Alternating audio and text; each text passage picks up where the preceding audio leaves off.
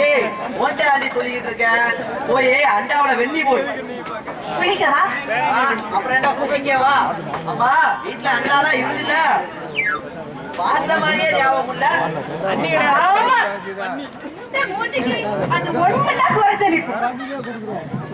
என்னடி அப்படி சொல்லிட்டேன்?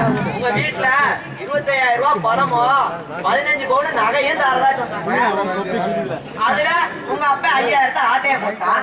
சரி, அந்த 15 பவுன கண்ணுல பார்த்த மாதிரி இருந்தது. உங்க அண்ணன் படிக்கணும் வேலை வாங்கணும்னு அதையே ஆட்டைய போட்டீங்க. இருக்கா இந்த நாட்டாம காட்டாம எவர காணும் தூக்கிட்டு போயிட்டாரான்னு தெரியல. அதான் கேட்டேன்.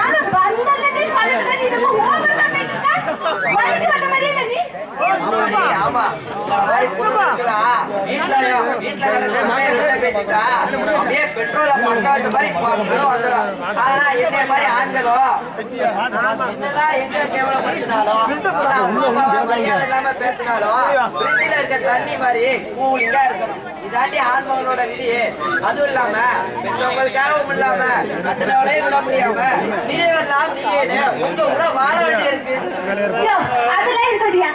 முதல்ல கேட்ட ஸ்டேஷன்ல ஒரு கஞ்சா பாட்டியை பிடிச்சியா இல்லையா? அதுக்கு பதில் சொல்லு. ஆமாடி, உனக்கு தெரிஞ்சிருச்சா? அவன் சரியான கில்லாடியா இருந்தா. நான் தான் காக்கி சட்டை போட்டாலே கம்பீரம் ஆயிடுவேன். ஒரு வழி பண்ணிட்டேன்ல. கேட்ட தோர்ந்து என்ன பண்ணு? ஐயோ நான் என்ன பண்றேன்? ஏது பண்றேன்? ஐயோ போச்சே போச்சே. என்னடி ஆச்சு இப்படி பண்ணுவீங்க?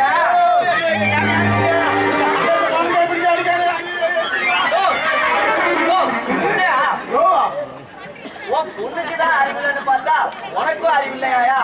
ஏன் அழுகுறா? எதுக்கு அழுகுறான்னு கேட்டியா?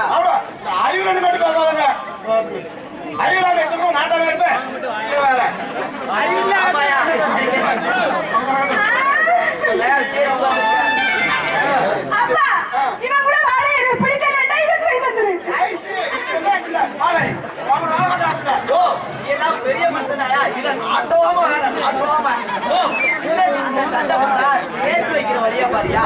ஏயா பிரிச்சு வச்சு சந்தோஷப்படுறீங்க? இதுக்குன்னே நாலு கூட்டாளே.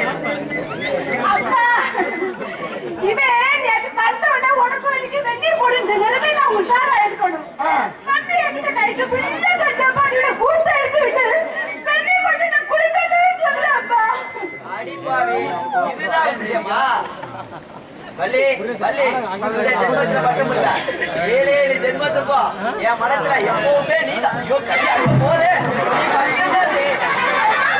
நீமா சரிமா இதாமா புடவை எங்க வீட்டுல உள்ள வச்சிருக்கேன். கையில பின்னாடி இருக்கு.